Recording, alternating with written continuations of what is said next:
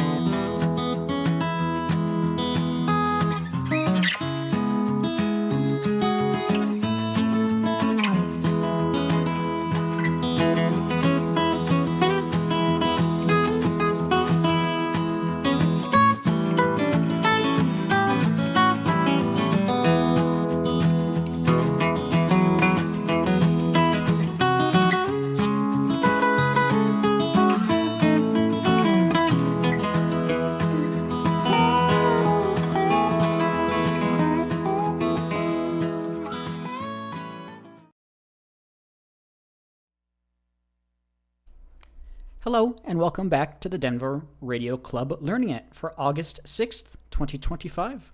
It's a great place to learn about ham radio and STEM topics in general. And thankfully, we have plenty of combined experience and expertise. This is Kilo 1, Delta, Bravo, Charlie. My name is Daron. That's Delta Oscar, Romeo Oscar, November. I'm this evening's net control. Tonight, we'll be taking your check-ins, comments, questions, updates, and more. We meet every Wednesday except the third Wednesday of the month at 7:30 p.m. Mountain Time on 145.490 and 448.625. Both have a negative offset. You can contact us via email, elmer@w0tx.org, and most social media at Denver Radio Club. We also stream and archive our nets on youtube.com/Denver Radio Club.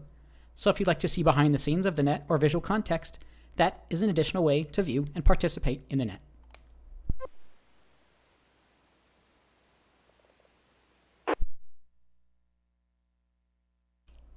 This net can be broken at any time for emergency or priority traffic by using the word break. Is there any emergency or priority traffic at this time?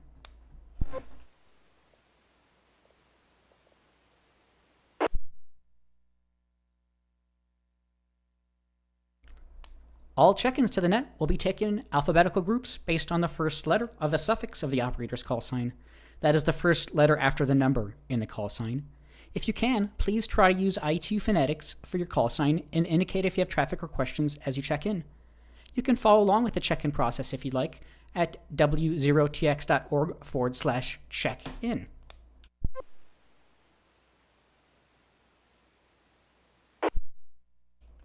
Please be aware there is about a 3 to 4 minute timeout on the repeater. So every 3 to 4 minutes, please go ahead and drop and let the repeater drop, and then you can go ahead and resume your comment, your question. If the repeater does time out, it'll untime out in about 30 seconds. With that, if your suffix begins with the letters A through M, Alpha through Mike, please check in now. Kilo 0, Lima, Papa, Romeo, Lanier, and Inglewood.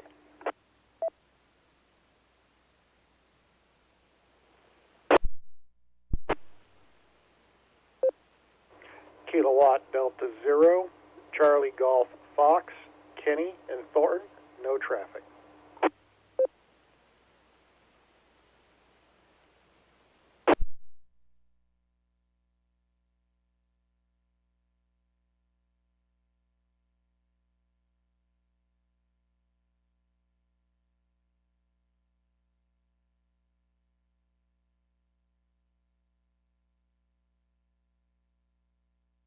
All right, this is K1DBC Net Control.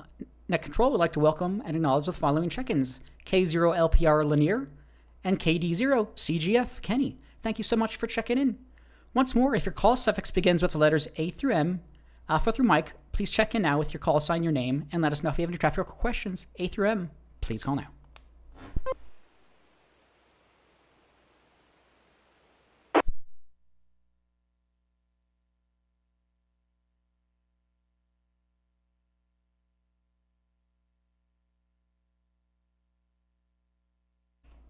Okay, we'll open it up the whole alphabet. We're taking all call signs, all call suffixes A through Z, Alpha through Zulu. Please call now.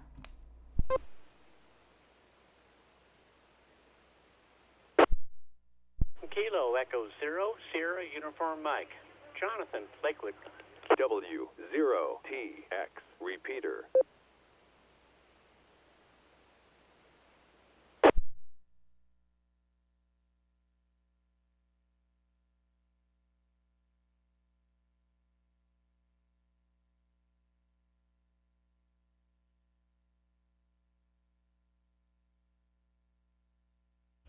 All right, in that time we had KE0SUM. Jonathan, thank you so much for checking in. Again, we're taking all call signs, all call suffixes for the Denver Radio Club Ham Learning Net. If you'd like to check in just for the count, or if you have any traffic or questions, we're taking all call signs, all call suffixes, A through Z, Alpha through Zulu. Let us know your call sign, your name. And again, if you have any traffic or questions, please call now.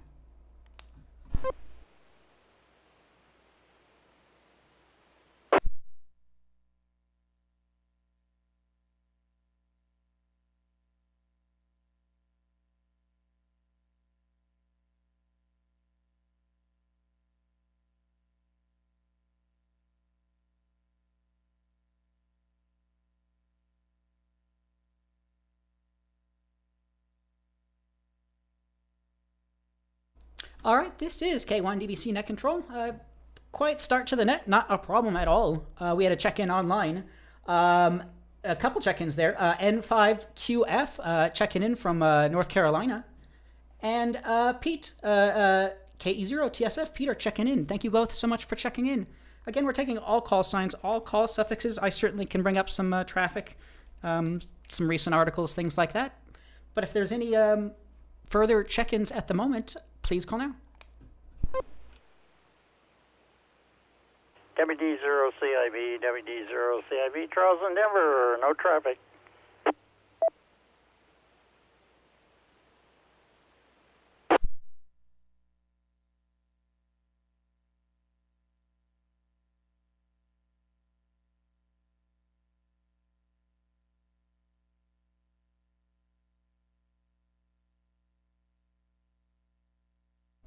All right, in that time we had WD0CIV. Charles, thank you so much for checking in.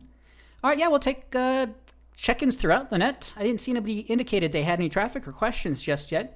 Again, I can certainly bring some things up, maybe read an article from a recent QST maybe or something like that. But if anybody has comments, questions, check-ins, anything else, please call now.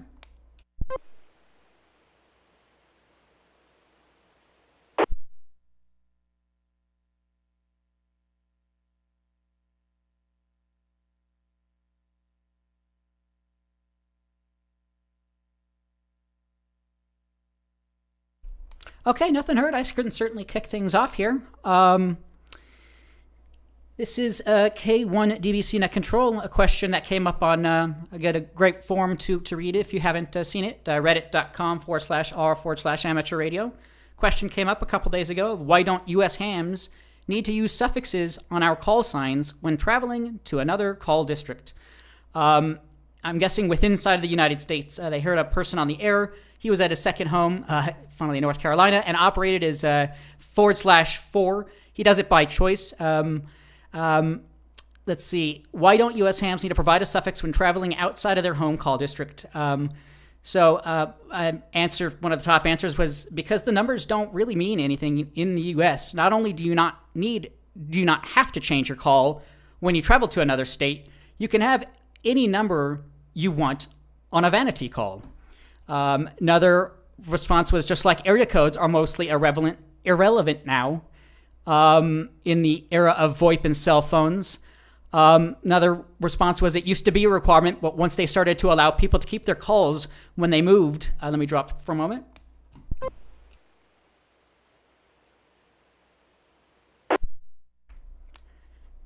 When they started to allow people to keep their calls when they moved and get vanity calls from any district, the requirement went away. It effectively doesn't matter 90% of the time. They do wish contests would sponsor. Contest sponsors would require it, though. It's frustrating on rare occasions that they participate in a contest to be looking for a specific area, make a contact, only to find they're in a location they've already checked. So just a few responses there. So I haven't operated too much outside of my home state, so I know that people have mentioned / something after their call sign once in a while, either checking in here or asking about that. But Anyone else on that? Using / suffixes on your call sign. Go right ahead.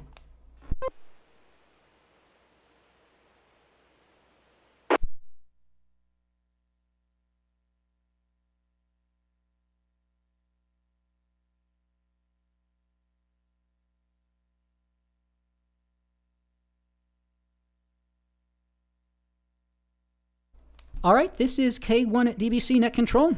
So yeah, if anybody out there travels and has some information on that, let's see, operating in foreign countries, I know that there are / suffixes needing to be used, but not sure if that's needed within the United States.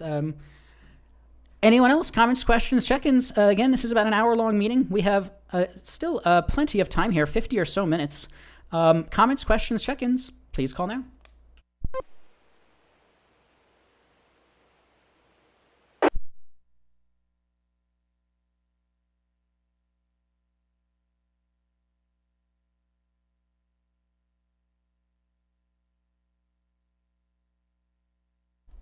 All right. Unless anyone else has anything, I can certainly bring up something traveling related, but anyone else? Comments, questions, check-ins, anything else so far for this evening's Learning Net? Please call now.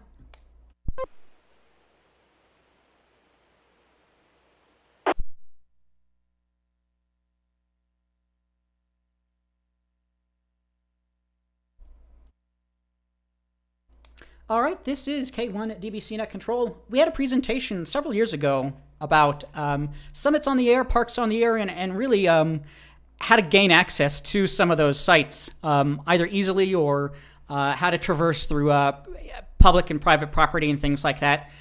Recent news article here on Denver7.com. An app helps outdoor enthusiasts gain access to public lands surrounded by private properties. The Access Granted program allows people to connect with landowners in order to pass through their land. Landowners are compensated for the access. A bit of a lengthy article here. Let me see if I can try to skim this.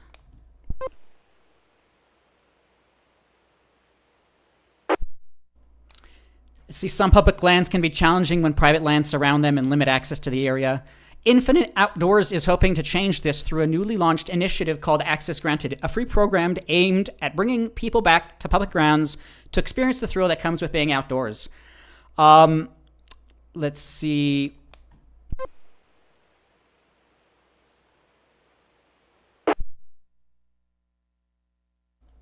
Basically, they say, quoting here, it's 100% free for users. They just use their app to book it. Landowners see who's going to access their land. Now they can explore their land, their public lands for free that otherwise wouldn't have been accessible.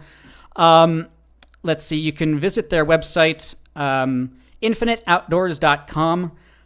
It mentioned the word free, but it's I'm saying a minimal cost of $5-10 or some on some of these, but fishing, streams, things like that. I know fishing rights are always access rights to streams, things like that are always a difficulty. So if anybody's ever interested in that, this might help also with summits on the air or parks on the air. And there's also definitely other resources for those specifically. But another resource here, USA.com.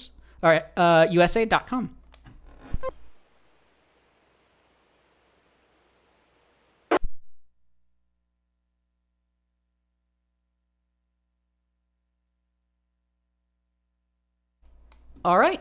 Anyone else? This is Net. If you have recent projects that you've been working on, if you have any recent products or things you've been looking into or purchased, or if there's any recent questions or anything that's come up over the last week or so, this is the time to bring them up. So this is a Net for everyone here. So I'll throw it out to the group. But anyone else? Comments, questions, check-ins? Please call now. 0TX repeater.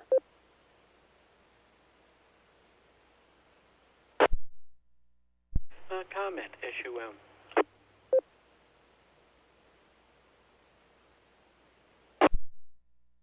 Yeah, Jonathan, KE0SUM to break up the monotony. Go right ahead. Hi, Drone. Thanks for taking the net. Well, just my opinion, but for the last month or so, it's like nothing's really going on in ham radio. Down at the store, sales are super slow. I guess it's the dog days of summer and everybody's waiting until Black Friday, but I don't know. I just haven't heard many people on or talking. It seems like we're in some kind of doldrums right now. I'm not sure how I explain that, but it just seems to me that way. I haven't been on HF in a few days, so might be a different story there. Has anybody been on HF lately? How are the band conditions? KE0, SUM, back to net.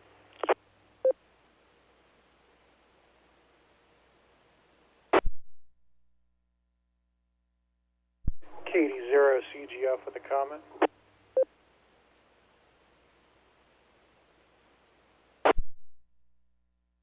All right, appreciate that, Jonathan, KE0SUM. Yeah, it seems like it has been a bit quiet. And then we had Kenny, KD0CGF. Go ahead. So, a couple of things here. Before I got on, last week I was talking about how I was working on a project in the backyard. And I did have to start pulling up some of the ground radials. And I pulled up one, and before I got on to the net tonight, I did tune over to 20 meters. And I was able to pull 2 or 3 stations out, but that was on a vertical hustler antenna. On a beam, I'm sure it's a much better. However, let me drop for a second.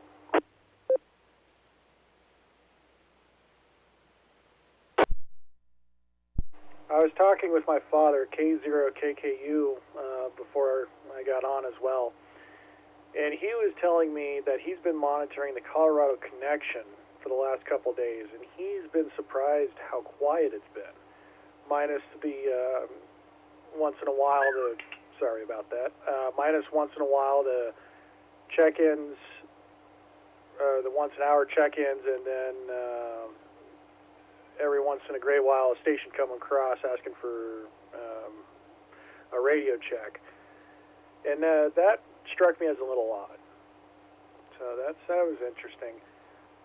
But the other question I had, let me drop for a second here again.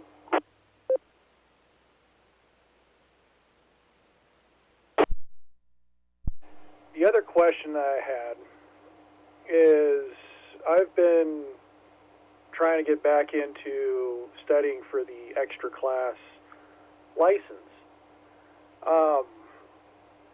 And generally I've been using the Q&A book by Gordon West. And I've noticed that the Q&A, he does have the audio books, but I have not seen the audio books for the current extra class Q&A. And I'm sitting here doing some research to see if he's all right or if he's retired from the hobby or what's going on there. This is KD0CGF, back to net.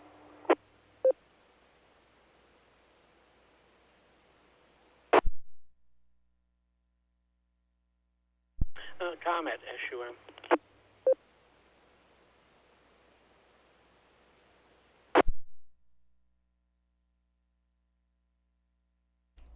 Great question there. I'm looking at the current question pool is effective July 1st, 2024 through June 30th, 2028. Not too sure. Yeah, it looks like he has something for that out there, so I'm not too sure. SUN, Jonathan, go ahead though. Well, the Gordon West books, I think, are some of the best. We sell a lot of those at the store. Now, they used to put out some tapes, but I haven't seen any audio tapes in a long time. As far as I know, Gordon West is still doing fine, but that's just as far as I know.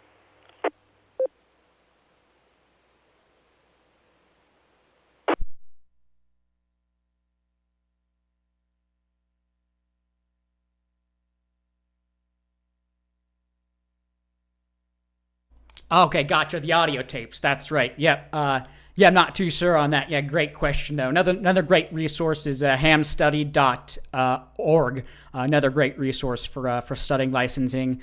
There's also probably I remember when I was going through it. There's some YouTube videos where people are kind of just reading the questions, and you can also do text to speech for the question pool as well. So lots of different resources. This is K1 DBC Net Control. Anyone else on studying for your extra class license or any license or licensing resources, studying resources? Go ahead.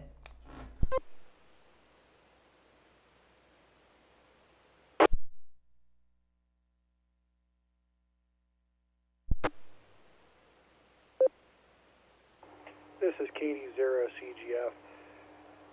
Yeah, see, what I've been doing is at work, I'm not really able to sit down and read because of the type of work I do. I'd maybe get halfway through the page and get pulled like, hey, you got to go do this. And I'm like, oh, great. Then I'd lose my place. So I've been trying to find a good audio file for that. And I did come across one I admit I'm still a little skeptical on, but it's called the Fast Track. Essentially, it's just the Fast Track. It's like mine's Fast Track to your extra class, and I got Fast Track Technician and General. It's been interesting, but admittedly, I would prefer to stand by Gordon on the Q&As. KD0 CGF back to net.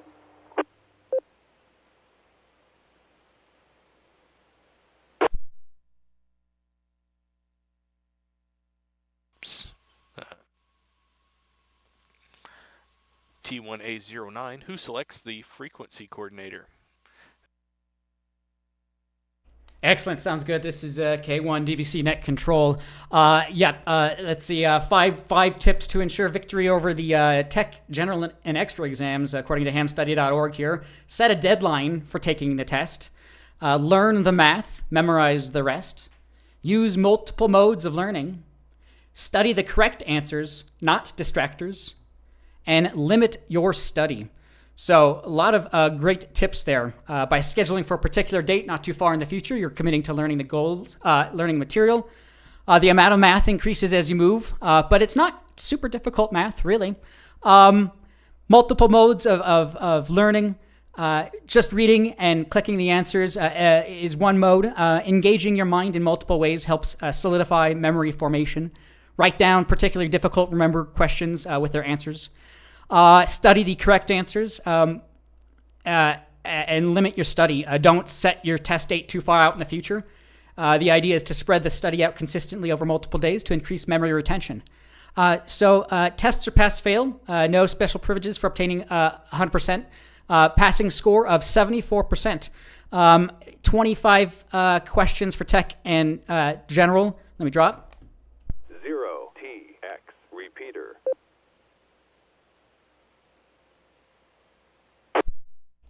And double that or so for the extra. And the question pools, I think, are about 400 questions for the Tech in General and about 800 questions for the extra. Half the questions oftentimes are really just written backwards. Sometimes the answer is the question. Sometimes the question is the answer.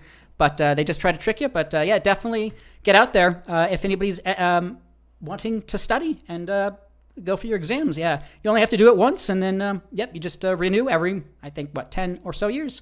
This is K1 DBC Net Control. Comments, questions, check-ins. Anyone else? Please call now.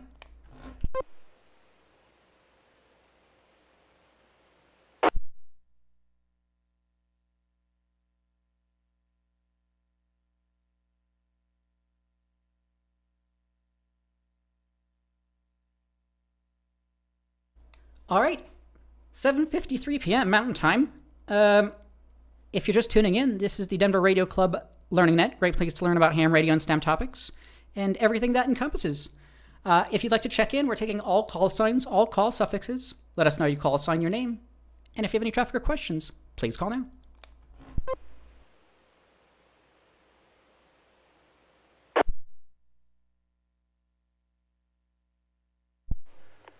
Kilo Foxtrot 0, Foxtrot Papa India, Ron in Lakewood. What do they call it, man?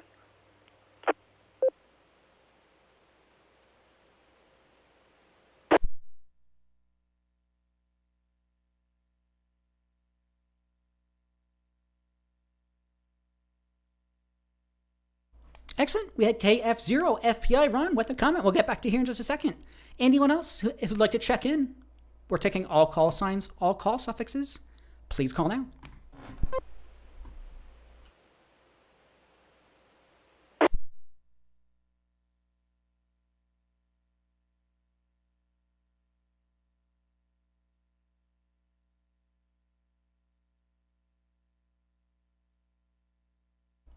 Okay, nothing heard. We'll throw it over to Ron, KF0FPI. The net is yours. Yes, good evening, Jerome, and the rest of the net. I heard you talking about prepping for test, and I used ham radio prep. It costs a little money, and I did their audio and their reading for both the tech and the general. And then I machine gunned all their test bank questions, and I kept doing that. And when I started achieving 90 plus on test scores, that's when I scheduled my test and went and took it and had success both times. I haven't done that with the extra yet, but I will in the next few months, next year anyway. That's what I used to do it, and I think it was well worth the money I paid for the course.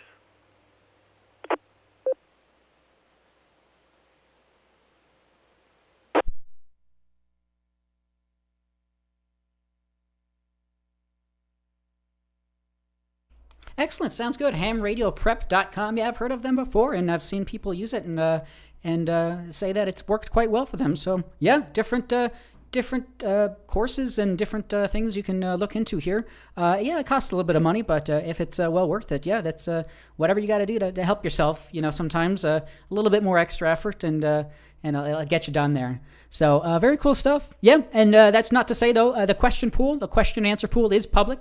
Just for everyone's knowledge, everything is public out there. With that, yeah. Anyone else? Comments, questions, check-ins? Go ahead.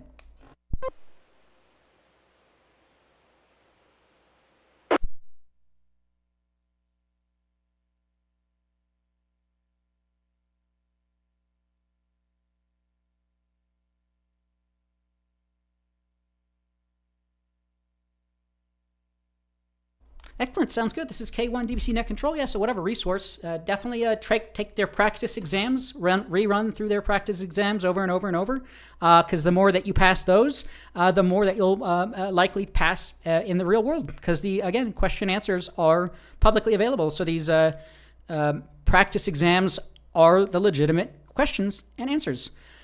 Anyone else? Comments, questions, check-ins? Please call now.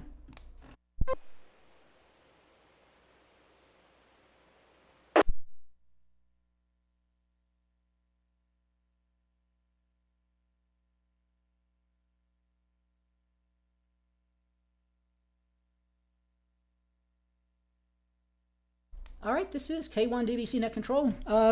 Speaking of exams, if you're ever interested in working kind of some maritime operations, I think, the General Radio Telephone Operator License, GROL, is pretty much the equivalent, I think, of as the Amateur Extra exam. So if anybody's ever interested in doing, again, maritime support, radio support, you will need that license. But if anybody's ever interested and wants to do some more studying, that's another test you can go out for as well. So this is K1 DBC Net Control. Comments, questions, check-ins, anything else? Please call now.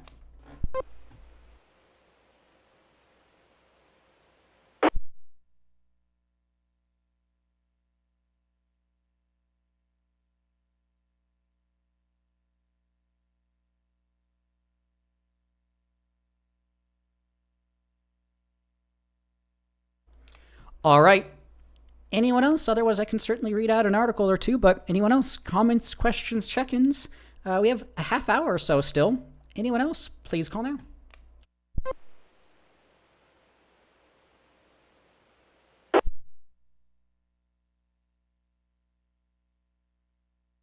N0 TRP, late check-in.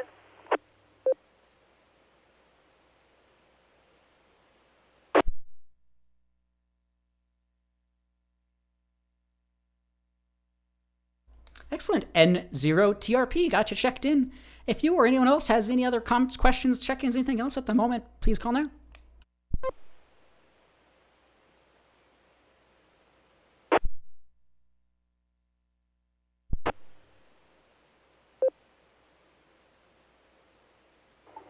Katie Zero CGF with a really random off-topic comment.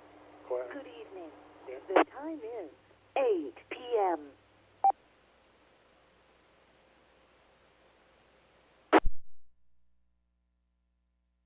Not a problem, KD0, CGF, the net is yours. So as I'm sitting here listening to the radio, I keep hearing tapping on my window. Like I keep looking over. And I don't know why, but over the last couple years, the birds have randomly started running into my window. There's a bush right outside. And every so often, a bird would just fly into it or try to land on it or something. I don't know if there's bugs attached to it or it's time to wash it or what, but definitely causes a little bit of distraction. Sorry, a little bit of random. KD0CGF back to net.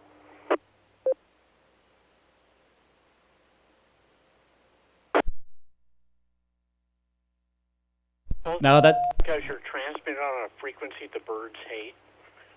No, I've heard of birds flying into windows. Usually you put up a black plastic silhouette of like a hawk.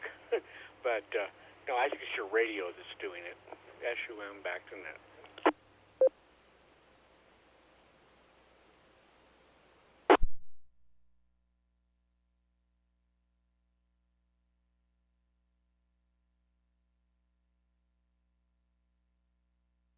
All right, that sounds good. Yeah, that is kind of funny.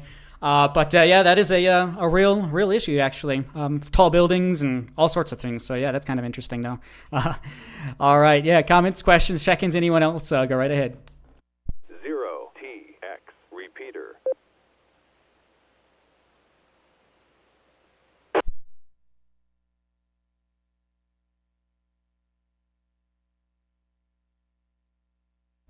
All right, another half hour still or so. Anyone else? Otherwise, I can certainly bring some things up. But anyone else? Comments, questions, check-ins? Great place to talk about ham radio, electronics, if you're working on any projects. Ham radio or not, if there's some soldering involved, let us know if you have any comments or questions. But anyone else? Comments, questions, check-ins? Go right ahead.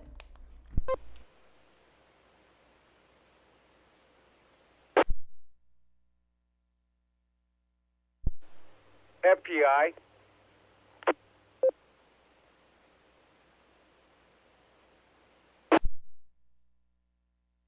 Yeah, KF0 FPI, Ron. Go ahead. Yeah, I got a question. I was wondering. I was looking at the ARRL site, and it gives a list of QSO parties.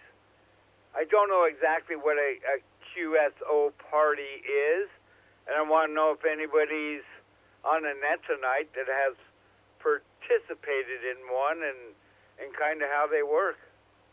That's my question. Back to you, Jerome.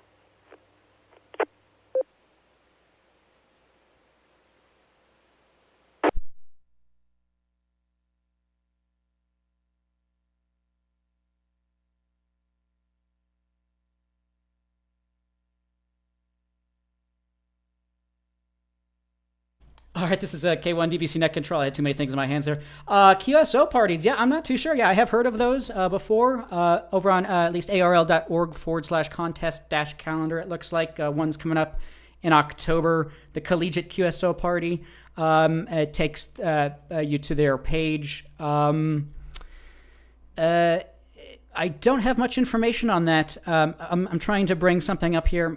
It's a operating event focused on amateur radio clubs at colleges. I guess this collegiate party is. Let me see if I can find something else. But anyone else on QSO contests or parties, go ahead.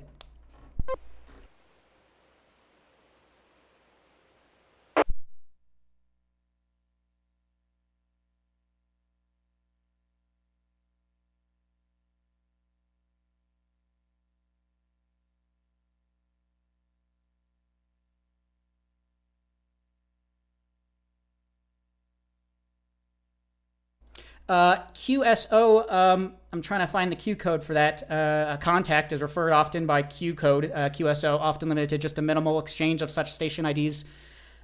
This is according to Wikipedia. Stations who have made a contact are said to have worked each other. An operator may also say that he has worked a certain country. So it looks like it just sounds like just another contact is another word for QSO, essentially. It's just a contact party. But I don't know specifically. Anyone else, though, on that, go ahead.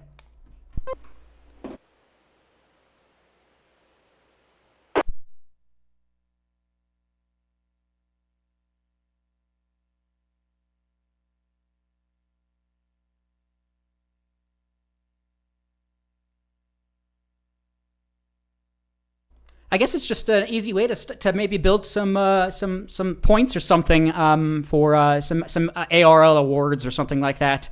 But I have not done any of that. But another one here is the Centennial QSO Party. Centennial Points Challenge scores. Gosh, they don't have much information on this. But I'm trying to find some more information. But anyone else, go ahead.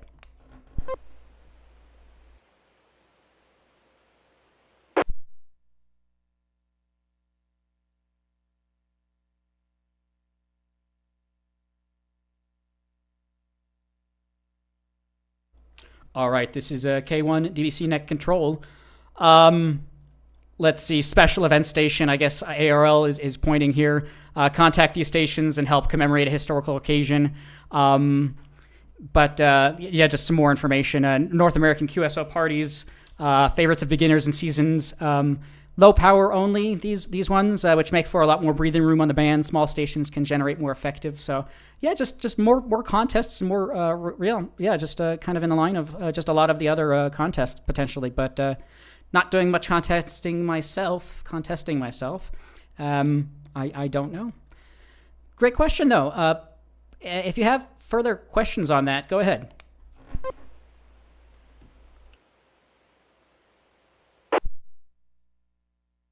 No, Daron, I was hoping somebody out there had done it and can share their experience, so I guess I'll have to jump in as a rookie one weekend and kind of see what they are. Just sounded kind of interesting. It was really no biggie. Back to you, Daron.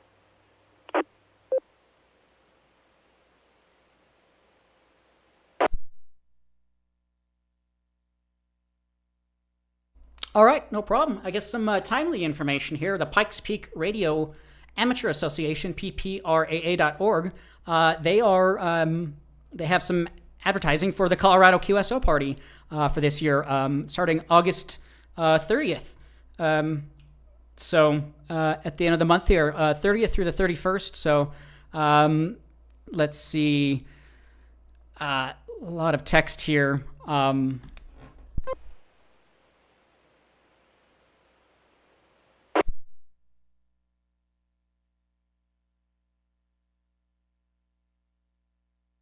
Yeah, I guess more information if anybody would like ppraa.org/COQP, as in Colorado QP, QSO Party. This is K1 DBC Net Control. Had another check-in here online, KQ4UEI. Thank you so much for checking in, Jason.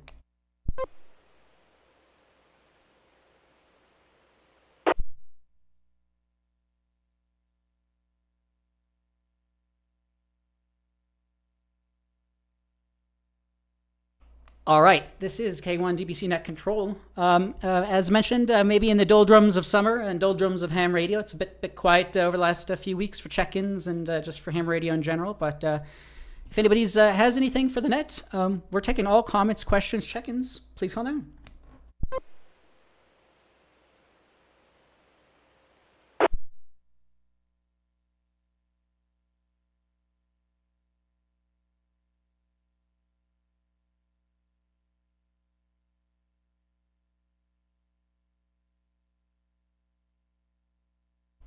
All right. Once more, I can read out another article or something here. But anyone else? Comments, questions, check-ins? Go ahead.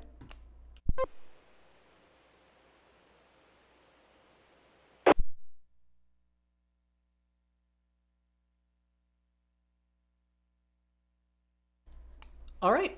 Over on hackaday.com, from June 26th, announcing the 2025 Hackaday 1 Hertz Challenge.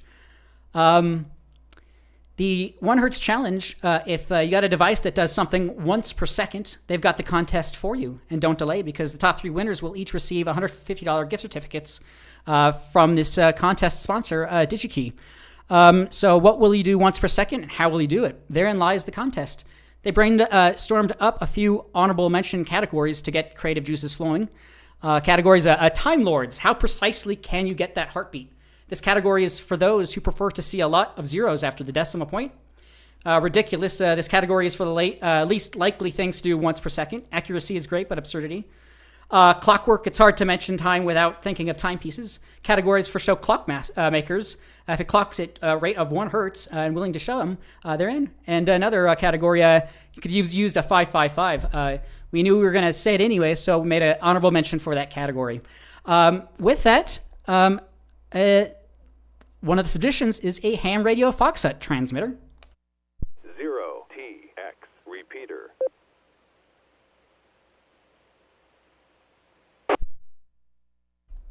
Jim Matthews submitted his ham radio Foxhut transmitter for the 2025 1 Hertz Challenge. It's a clever Spartan build. In order to create a radio beacon for use in fox hunt, he combined an SR-T300 walkie-talkie module with a phototransistor and oscillating LED circuit. The phototransistor and oscillating LED are secured face-to-face inside heat shrink tubing, which isolates them from ambient light. When the LED flashes on the phototransistor, powers the radio, which transmits a tone in the UHF band. As many of us know, Fox Hunt is a game played by radio enthusiasts in which players use radio signals to triangulate and find a hidden beacon. His circuit is the beacon, and when it's powered by 3-volt CR23 batteries, it transmits a strong signal over several hundred yards at 433.5 megahertz within the amateur band. So hackaday.io for more information on that.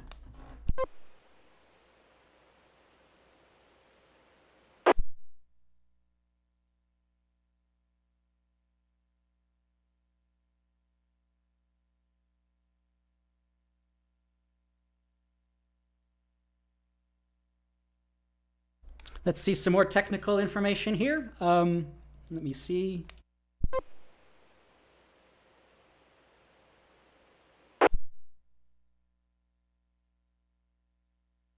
No, that was about it. Yeah, it was just kind of reiterating some of the voltages here. It has a walkie-talkie. The SRT300 has a call LED function, or a call function, which just transmits a beep when that pin is connected to +3 volts. So he connected that phototransistor to that pin. He encased the phototransistor and LED within heat shrink tubing in some black acrylic paint to prevent interference, and attached the CR2032 battery holder to power the unit. It volts at 3 volts. It transmits a strong signal over several hundred yards. The 1 hertz beep makes it easily identifiable. So yeah, very cool stuff. So if you're ever interested in fox hunts and building a transmitter, there's some a project for you.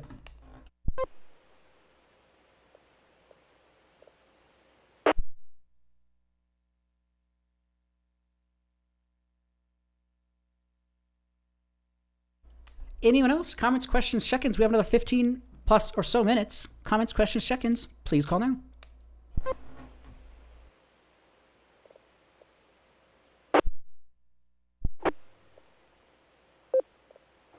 KD0CGF with a couple comments.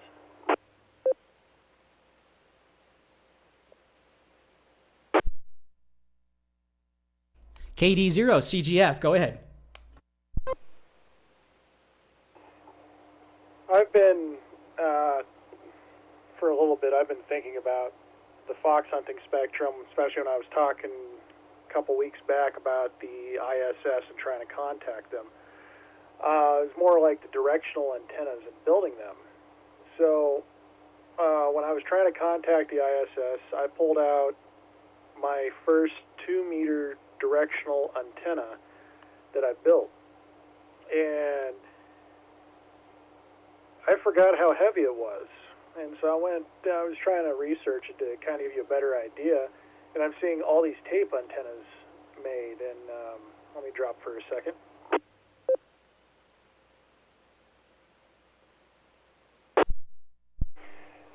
And my antenna was actually made using welding rods, a conduit, like the plastic conduit, and it was a UK term called a chocolate block. I don't know if you've ever heard of something like that. And the chocolate block is literally just like a 1-inch piece of wood where you would connect the coax line to. And it's been years ever since I've looked at it. I built the antenna back in 08, 09. So it's been quite some time, and it still works. Now, is it tuned? That's another question. I've never figured out if it was actually tuned correctly. Now let me drop.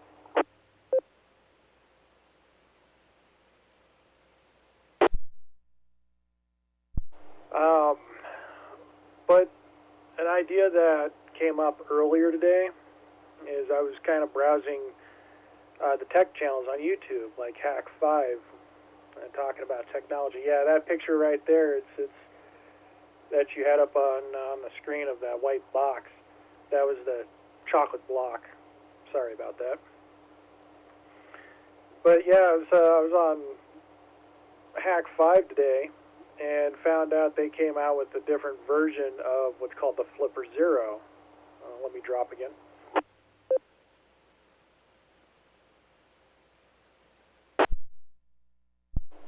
Well, that got me thinking.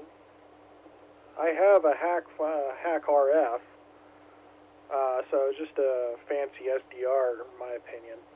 And I'm sitting there thinking about it. I'm like, I wonder if I can put a linear amplifier behind this SDR and actually use it and transmit within the range of HF. I haven't looked at the actual specs to see what it's really capable of, but it presented me with an interesting idea, and I'm wondering how hard it would be to accomplish. This is KD0CGF, back to net. Question, SUM, some clarification. What do you want you to drive a linear with, and what's the reason for the linear?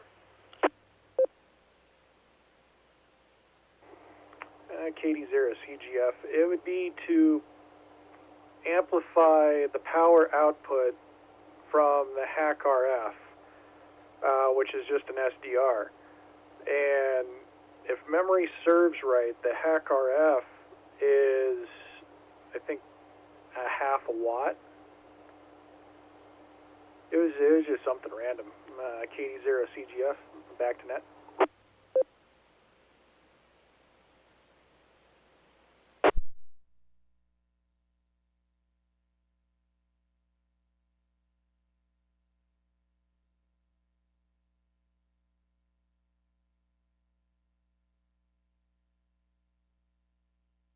All right, sounds good. This is K1 DBC Net Control. Great question there. Yeah, have not played around with Hack RF myself, but definitely have done some SDR work. I definitely know you can, if it's a transceiving SDR, I know you can probably get some sort of amplifier, because if it's some of these probably only output quite low power, but if that's what you're trying to do, maybe is amplify the output of the HEC RF. Maybe there's definitely probably options out there, but yeah, I'm not too sure. Anyone else though? Go ahead.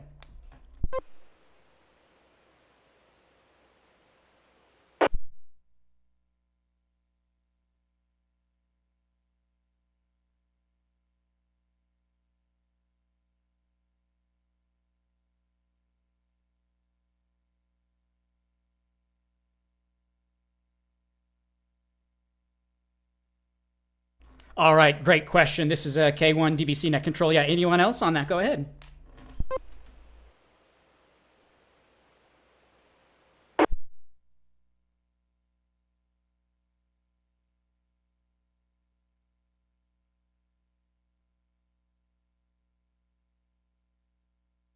Let's see, there was a suggestion here.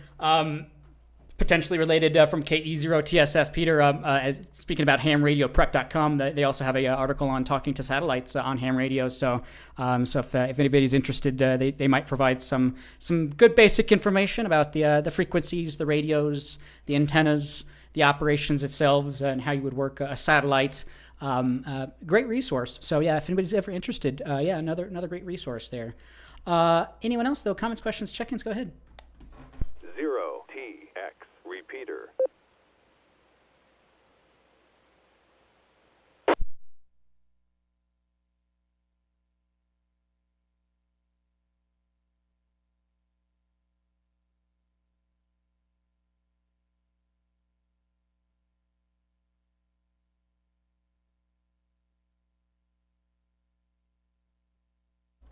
All right, this is K1 DBC Net Control. Yep, and as mentioned, there's a pretty just a fun kit. Whether or not it works the best or not, you could probably buy something pre-built. But if you're looking to build an antenna, you can go down to your local hardware store and buy. You can just search online for tape measure Yagi. And as the name implies, it uses a tape measure for part of the antenna and some plastic PVC piping and tubing. Pretty fun project if anybody's ever interested. But you can always buy something pre-built, I'm guessing, from some of the major manufacturers. But if you're ever interested in working satellites, that's a fun project to get into. Or radio direction finding as well. These antennas kind of are used for kind of all sorts of things. Anyone else? Comments, questions, check-ins? Go ahead.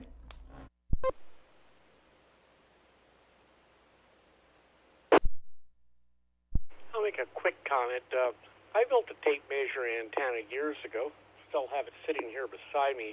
And I used it 11 out of 12 box hunts. And then I did one with an arrow, much more expensive commercial antenna. But, tape measure antennas are, go to Harbor Freight, buy a cheap tape measure and some PVC tubing, and you're pretty much in business.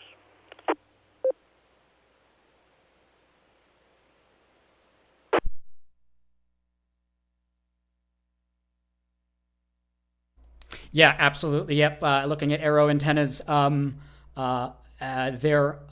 antenna for this pre-built $130, $140 up to $200 with everything included. For the plus even more from certain other things. So yeah, cost of probably building it yourself. It's probably cheap and easy to do. These are probably more used for as you mentioned, radio direction finding. Yeah, I don't know how well they've worked. I've heard them being used for satellites, but I'm not too sure. But very similar looking antennas used kind of for both events. But anyone else? Go ahead.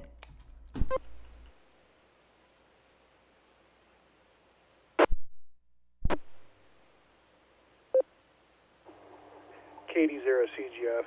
I'm starting to think tape measures are going to have 101 uses like duct tape. With how much I've seen done with tape measures, but definitely a lot lighter style, and I'd probably say a lot easier to use than trying to use welding rods.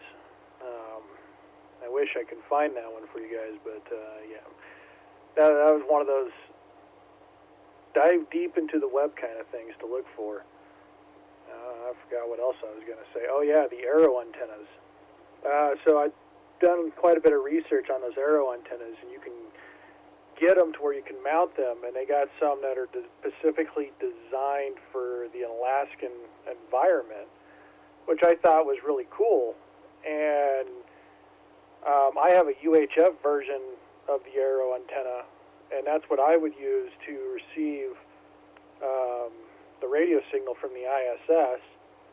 And I was trying to use the 2-meter antenna, directional antenna, that I built to contact. Didn't really work out too well, especially trying to hold both antennas at the same time. But yeah, KD0 CGF, back to net.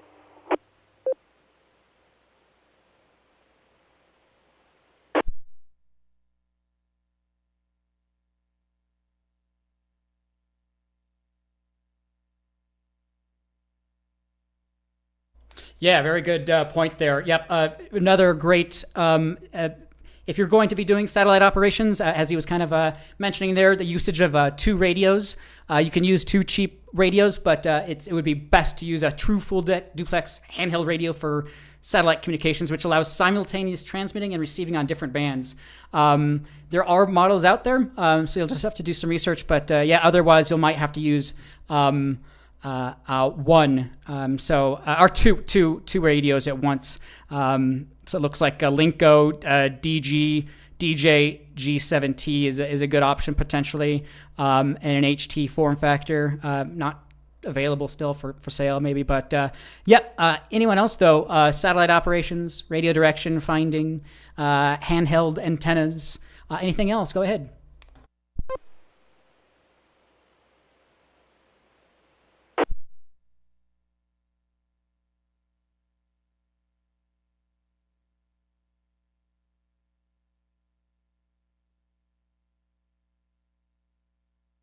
All right, this is K1 DBC Net Control. Yep, and if you're going to be doing these, you can also buy a camera tripod, either used from a thrift store or something like that, or new. But you can mount these antennas to tripods, which makes it a lot easier, so you don't have to necessarily hold it, and then you can kind of point it in the direction you need to. Yeah, very cool stuff. We've done some satellite reception at Field Day, but never we haven't gotten any transmitting working. But no satellite contacts from our Field Day. But we've always been interested. So if anybody out there is interested in that or anything else, yeah, plenty of information online. But anyone else, comments, questions, check-ins, go ahead.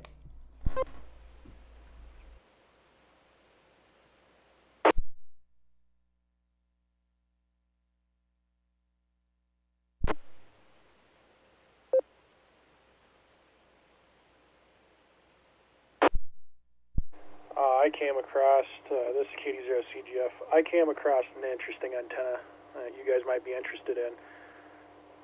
It was a spiral-looking antenna that probably stood about, I want to say 6 to 8 feet tall, and probably had about 8-inch diameter rings going all the way up it. I did some research. I came across it on Facebook, and I did some little bit of research on it and found out NASA's been using this antenna, or they're going to.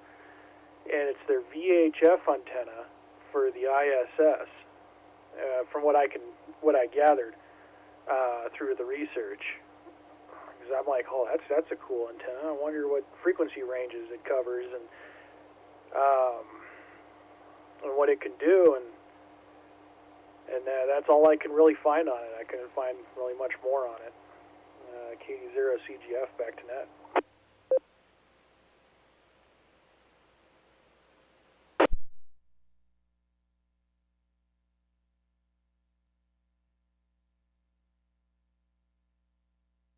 Excellent, sounds good. I think I have found what you're talking about, but at least this is from an article from 2018 from NASA.gov. The picture on there is exactly as you kind of described. Let me see.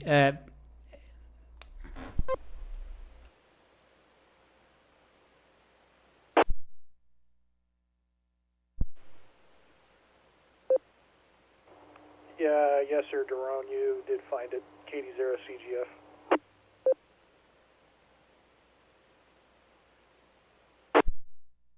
So with that kind of ring pattern on that vertical antenna, what do you think the radiation pattern is? Is it designed to go kind of straight up?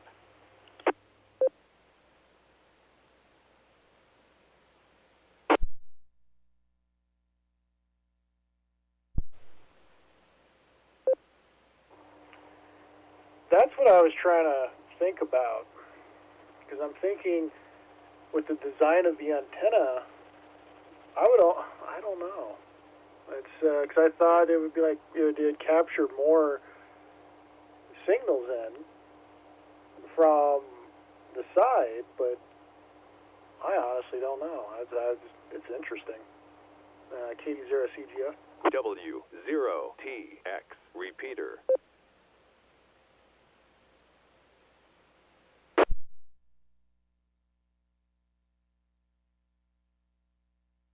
I was trying to find some more information on the design itself, because obviously it's a very interesting looking antenna. On their article here, I'll just read off what it says. NASA's VHF ground stations provide two-way audio-only communications and transmit over frequencies. Russia also operates an independent VHF network. Space station hosts two VHF antennas 100 degrees apart. They flank the a Russian module. Let's see. Kind of sparse on the information, but I guess that would probably be potentially the case with some of that. But I'm trying to find some more information. But I'm trying to bring some more information up. So if anybody else has anything on that, go ahead, and I'll jump back in here in a minute.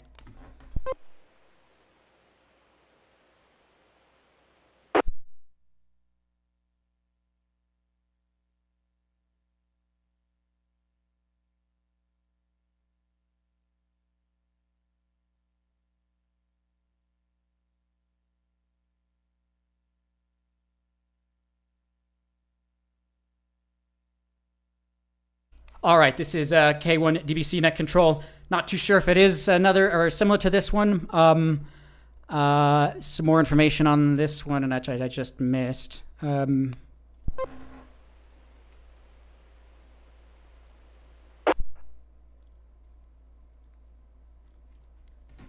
I don't know. I guess we'll have to do some research. A pretty interesting looking antenna, though. I happened to just find it by just Googling, I think, VHF ISS antenna, I think. And doing a Google image search, the first article was that. Let me see if there's any other articles. But yeah, just an article from 2018 at least. Very interesting looking antenna, but probably just, communications, obviously. But yeah, kind of sparse on the information. Anyone else, though? Comments, questions, check-ins? We're just ticked over to 8:31. We'll probably start wrapping the net up here, but anyone else? Last-minute comments, questions, check-ins, or anything else? Go ahead.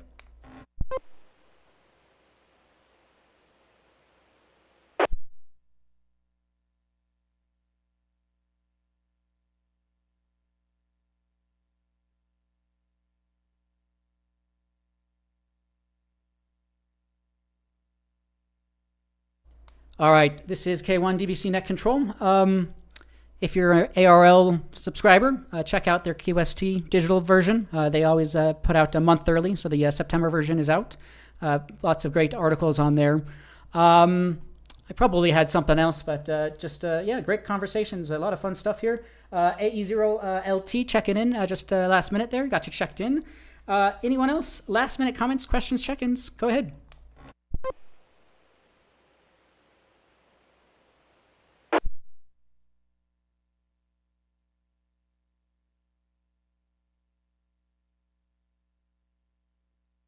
All right, let's see. Last minute stuff here. More information about us, w0tx.org on our website. Upcoming meeting, another couple of weeks here. Virtual only, still to be announced. But you could check out the roundtable PDF if you'd like. See more information about our club, new what's going on. What else? We're looking for presenters, so if you would like to present during our monthly meetings, please get a hold of us. I'm trying to see if there's anything else that I have, but I'll throw it out. This will be the last opportunity. Last comments, questions, check-ins. Please call now.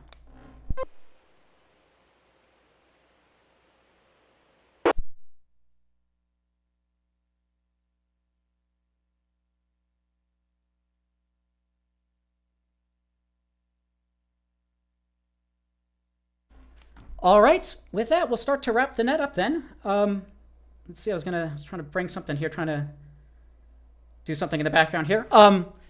With that, I'll go back to the script here. We'll start to wrap the net up. Again, we thank everyone who joined us. Thanks to our net or club for allowing us to use the repeaters. Thanks everyone for checking in. We had a total of 11 check-ins this evening. We do appreciate it. However few or as many people as we get, it's just an honor to continue this net. So with that, we'll see you all next week, 7-3, and I will be clear.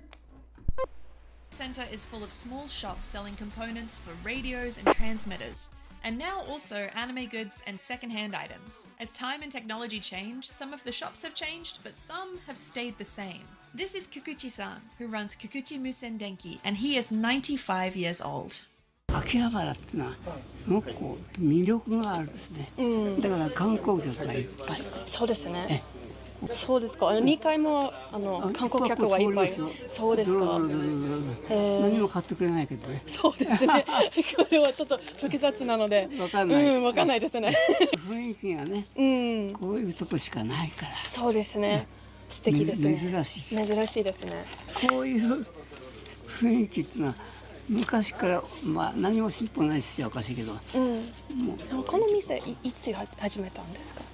ここはね、僕はね一番初めはね、第二次世界大戦が終わった直後に、ここじゃなくて露店ってわかりますか？夜店っていうのが、新宿でも銀座、それとも夜表でねお店が歩道にずっと並んで、だから初めはその夜店。そこから始まって、だんだんこういうところへ何か所かラジオデパートもありますよね。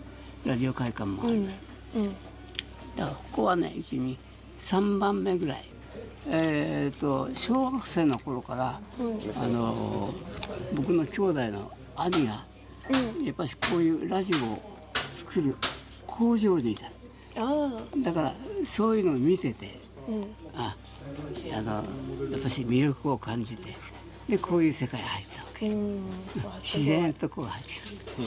そうだんだんそうなってきましたね。そうですね。昔は全然なくて、もう電気部品とかね、テレビとか洗濯機とか、それから冷蔵庫とかね、からこういうパーツとか。そうですか。最近になって変わってきましたね。だんだん時代が変わってきましたね。これはどんなアンテナですか？一番長いのやつ。一番長いのはやっぱり送信で、ラジオは受信、ラジオ NHK とか、わかりました。受信するのに、このアンテナがないと受信ができない。FM 放送。それを折れちゃってた。だからそういう場合にそれをラジオ持ってきてもらって、ここで加工してこう取り付けるわけ。それが一番得意です。まだラジオとか聞いてますか？毎日とか。ラジオはあんまりテレビのね、NHK のニュースとか、そういい番組は見ますけどね。車運転してる人はね、ラジオ聞きながら運転するでしょうけど、なかなか。Alright, check that out. Tokidoki Traveler over on our YouTube channel. Video from 7 months ago. Vanishing Retro Mall.